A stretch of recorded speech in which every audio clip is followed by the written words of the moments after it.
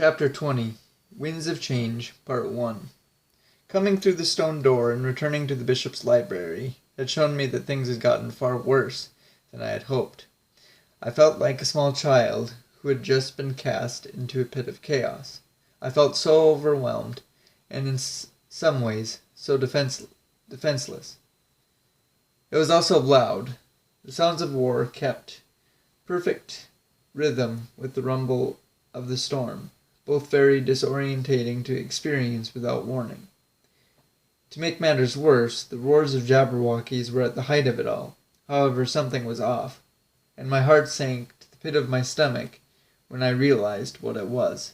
A Jabberwocky sounded much closer than it should have, like it was upstairs. In that moment, all the noise around me had melted away. The only thing I could hear now was the sound of my heart pounding out of my chest. The only thought I could piece together was that I needed to reach the beast quickly. With clammy palms and a lump in my throat, I ran over to the door that led into the dungeon. To both my surprise and panic, no matter how hard I pushed and pulled, the door didn't budge. I fought with it until a voice from behind me persuaded me not to. "So, you have the rose," it said, startling me. It was familiar, so I was excited when I turned around and saw the Cheshire Cat smiling at me. "Help me, Chesh. The door is stuck," I called out, happy to see a friend. In his normal calm and sly demeanor, Chesh shot me down. "You're wasting your time, Alan. The door is useless. Something blocked it shortly after I came down here." My urgency made my response appear to be slightly frantic. Now is not the time to be trapped. Chesh let out a satisfied chuckle. "Never fear. You kept me waiting down here for so long. I had time to do a little scouting, during which I just so happened to find a looking-glass. Without saying anything more, I just blew right past him, and for a moment he struggled to keep up. We kept a brisk pace as we went toward the back of the room. Sure enough, we eventually came to it. Nestled tightly between two giant bookshelves was a modest-looking looking-glass. Although it certainly didn't share the rest of the room's lavish standard, that was the least of my concerns as long as it worked. Where does it lead? Was the only question that I felt wouldn't waste time. "That I don't know," Chesh replied. "I only found it. I figured I'd save the fun of finding out for when you returned. But if I had to guess, I'd say it's an escape put in place for situations like this." "Will you be joining me, then?" I asked with a grin. "Unfortunately for me, the job I've been given to fetch you won't be complete until you're properly delivered," he answered. Assuming that to be a yes, I was the first to step through. With Chesh just a step behind, we would come out into the unknown together. Where we would come out on the other side was a gamble, but I never expected it to be somewhere I had been before, quite recently in fact. Just like that, we were free from the bishop's library and back in the room that I had woken up in the morning after Hatter's death. My initial thought was how strange it was for this room to be an escape, but then again, this room really was good as any. It was just, with all the rooms in the castle, what were the odds that mine would be the one we would come back to? The answer to this question blew my mind. And as I looked around the room, I could only whisper, "Brilliant." Although both Chesh and I caught my bewilderment, he was the only one to comment. "Did you not see a looking-glass when you stayed in here?" "I don't remember," I answered, suddenly stumbling over my thoughts. "It's all a bit hazy." While I struggled to make sense of that morning, one thing jumped out at me as clear as day. The caterpillar. With this recollection, I became driven to see the caterpillar on my way, knowing this could be my last chance. However, when I found his table, he wasn't there. All that was in his jar was a cocoon, hanging motionless, yet peacefully. I looked into the jar, in such a way that Chesh wasn't able to read the emotion that came across my face. Nevertheless, he did his best to pull me back to my task. "We must be on our way, Alan. He's gone." I wasn't being told anything I didn't already know. I could see that he was gone. But what Chesh didn't see was that this was the entire point. The caterpillar was a sign. He would be the first one to see Wonderland in its new age. He had embraced the idea of change within himself and was waiting to see it around him. The point was that the caterpillar would be the only one out of all of us to see Wonderland reborn into something new. As we came to the door, the Jabberwocky's roars were at a deafening level. We were close now, which either meant that I would arrive on time or I'd be too late. When we stepped into the hallway, Chesh and I were taken back by the conditions of the castle. I'd say that we were both shocked that it hadn't collapsed on itself from the beating it had taken.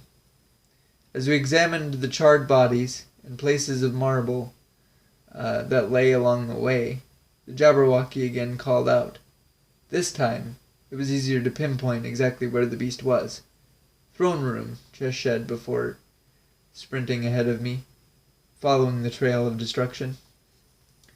Before heading into the throne room, I stopped at the end of the hallway to take a shield off of a dead soldier. I wasn't proud, but I figured that since I was about to face a Jabberwocky in an enclosed space, I needed it more than him. Having never faced one before, I had no plan of challenging the Jabberwocky. So, I figured the best thing to do was stay back, assess the situation, and strategize from there. We felt so helpless watching the poor soldiers that the Jabberwocky had cornered fight for their lives. But it all got worse when we realized that it was our friends who were trapped. "Good luck, Alan," I heard Chesh say as his body began to disappear from beside me. "No, you can't leave. We have to help." I couldn't finish before he vanished completely. As annoyed as I was at this blatant show of cowardice, I couldn't really blame him. After all, face to face with the Jabberwocky was not the ideal place for a cat to be. Alone now, I watched the fight from afar and waited for the best time to intervene. By the look of things, my friends had done well for themselves. They had been able to wound the beast but not kill it. The issue was that while the Jabberwocky was injured and grew angry, my friends grew tired and open to mistakes. I watched the March Hare throw his spear into the side of the Jabberwocky, and as it cried out in pain, the Tweedles did their best to dodge the swipes coming from its claws. What they weren't able to dodge was a swing from the massive tail. It caught them both unaware and sent them flying to the floor. They tried to get back to their feet as quick as they could, but it was obvious that they weren't able to get themselves out of the way of the next attack. The Jabberwocky, seeing his slowed prey, brought embers into the back of its throat, and by the glow in its mouth, it wasn't hard to guess what was coming next. After throwing back its head, the monster breathed a blast of fire directly toward the downed Tweedles. Unable to move out of the way, the twins could only close their eyes and wait for their death. Only, the flames never touched them. Just before the fire could reach, I jumped in front of them and met it with my shield. The force that hit me was so great, I could feel myself being pushed backwards. That, combined with the heat, felt as if my shield was melting around my arm. I knew I couldn't hold my ground for long.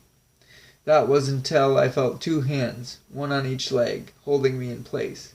It was the Tweedles, offering what support they could. "Alan, you're back!" Dum exclaimed on the left. "Did you have a nice trip?" Dee asked from the right. I had to chuckle at such an inappropriate time to have a conversation. About that time, the Jabberwocky let up on his assault long enough for the three of us to reposition. While the twins made it back to their feet, I held my shield off to the side so that I could get a good look at the beast.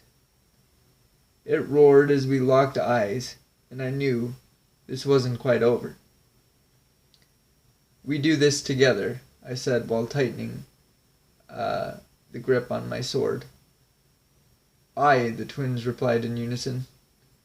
Soon we were joined by the March Hare, who had picked up a sword, and the Dormouse, who was on his shoulder. "Do we have a plan, fellas?" asked the Dormouse, keeping his voice low. At first I wasn't sure how to answer him, but I watched the Jabberwocky once again throw his head.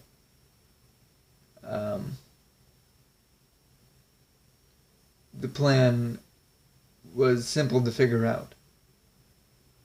Run. With fire shooting out at us, the group split into two directions, myself and the twins going left and the Hare and Dormouse going right. Having too many targets to follow, my group was chosen as the unlucky prey. Once the fire stopped, we engaged in a flurry of melee attacks. Using my shield and a variety of different dodges, we were able to get in close, but not enough to land a killing blow. While we kept its deadly end busy, the March Hare and Dormouse were busy at the tail end. "We have to help them. But what are we going to do?" March Hare asked nervously. "I have an idea, but I scarcely think I've had enough tea for it," Dormouse replied, less than confident. With a deep breath, he jumped off March Hare's shoulder onto the floor, and after discarding his little shield, proceeded to scurry up the Jabberwocky's tail and onto its back. Somehow, the brave little mouse managed to make it onto the monster's head, where, on unsteady legs, he plunged his dagger into one of its eyes. The pain of being suddenly blinded made the beast rear up and begin thrashing violently, which caused the Dormouse to lose his balance and grip and be sent flying through the air. Luckily, March Hare acted quickly and was able to snatch his little friend out of the air and back to safety. As risky as this action was, it provided the perfect distraction for the Tweedles and I. It created the opening we needed to hack at its chest and legs, wounding it more. Bloody and unable to move, the group left it up to me to finish the fight.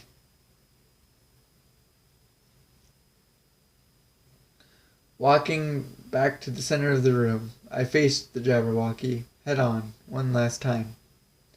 Too hurt to breathe fire, the one thing it could do was lunge at me and hope to catch me in its jaws. I had this well scouted, however, because when it lunged at me, I simply thrust the vorpal blade into its mouth and through the top of its head. It thrashed about again, falling onto the White Queen's throne, crushing it beneath its weight. There it died soon after. History had just repeated itself here. As Alice had done before me, I had slain a Jabberwocky. Even though the castle was in shambles, and the throne of Wonderland had been destroyed, the Knights of the White Rose still remained whole. "Good show, boyo," Dee said as they came up behind me. "You saved the day again," his brother added. "Yes, but that was just a battle. The war isn't over," I said in a happy seriousness. "Quite right," the twins replied in unison. "So what are you still doing here? The Queen needs you," the Dormouse butted in. Do you know where she is? I fired back. Well, she's not here, if that's what you're asking, the dormouse barked sarcastically. I'd say if you find the King of Clubs, you'll find her, won't you? He was right. In order to reach the Queen, I would have to face and defeat her captors. If they weren't in the castle, they must have been somewhere on the battlefield. Before I could be on my way, though, I was stopped by a very curious March Hare, who was standing behind me, dazed by the beauty of the rose on my back. "Can we see it?" he asked, in a delicate tone. Before a reaction could cross my mind, the question was interrupted by D, with a stern voice. "Nonsense, Hare. We'll have plenty of time to gander at flowers when all this is over." Dumb then added a response that was directed at me. "Go now, boyo. Finish this." "Right. You guys stay here and protect the castle. If we lose this safe place, we won't stand a chance," I replied. The dormouse fired back. Consider it handled. Now hurry up and finish this, so we can all enjoy a nice pot of tea, eh?" With a quick little smile of agreement, I threw my shield over my back. I thought it would be good to have some extra protection for the rose, and set off down the hallway. Reaching the courtyard that was still on fire from earlier, I had officially entered the war. The storm of Jabberwockies, with their impossible numbers that flew overhead, was both intense and beautiful in its own way. Looking around, I didn't feel the fear that others did. These monsters were no longer unbeatable. One had just died at my hand, and there were others that littered the field below. It all was a scene of immeasurable dread and noise, but I found myself clinging to a familiar call that was able to overpower my surroundings and make itself heard. Above all else, It had convinced me to run fearlessly through the flames and jump blindly over the balcony railing. That's going to conclude this episode for us, guys. I hope you enjoyed it, and we'll see you in the next one.